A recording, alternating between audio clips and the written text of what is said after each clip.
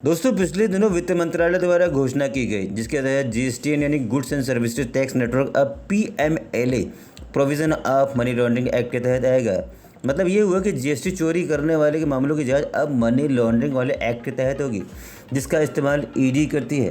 मतलब अब ईडी उन लोगों पे कार्रवाई कर पाएगी जो कि जीएसटी की चोरी करते हैं। इसके पहले अभी तक जीएसटी चोरी की जांच सीबीआईसी मतलब central board of indirect taxes of customs करता था और कुछ केसेस में पुलिस भी जांच करती थी।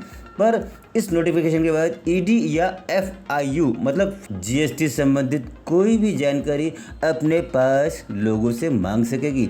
मतलब मोदी सरकार अब सीधे तौर पर ईडी को ये पावर दे रही है कि कोई अगर टैक्स की चोरी करता है या किसी पर भी उनका शक है तो सीधे तौर पर उस पर कार्रवाई करके पूछताछ कर सकते हैं। इसके पीछे की वजह क्या है आइए वो जानते हैं। मनी लॉन्ड्रिंग और ऐसे टैक्स की बड़ी मात्रा में चोरी की आशंका इसकी वजह है।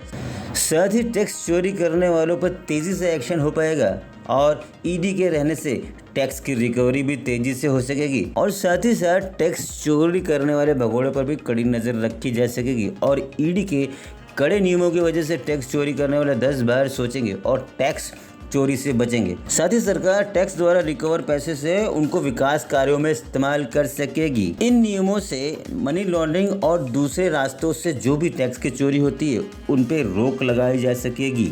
डायरेक्टरेट ऑफ जीएसटी इंटेलिजेंस के मुताबिक पिछले साल मतलब 2022-23 में लगभग 1 लाख से 80,000 करोड़ तक जीएसटी नहीं मिला या कहें चोरी हो गया और साथ ही तकरीबन 14,000 लोगों ने टैक्स भी नहीं भरा, जो सरकार के सामने एक बड़े फिगर के रूप में सामने आ रहा है जिसके रिकवरी के लिए अभी तक डिपार्टमेंट अपना प्रयास कर रहा है। इन्हीं कारणों से सरकार ने ये नियम लागू किए हैं। इसी कड़ी में चोरी हुए टैक्स में से सरकार ने 33% रिकवर भी कर लिया है। साथ ही 1400 लोगों को अरेस्ट भी किया है। देश में टैक्स भरने वाले व्यापारियों की संख्या लगभग 1.5 करोड़ है जो कि देश की इकोनॉमी में एक बड़ा सपोर्ट करते हैं।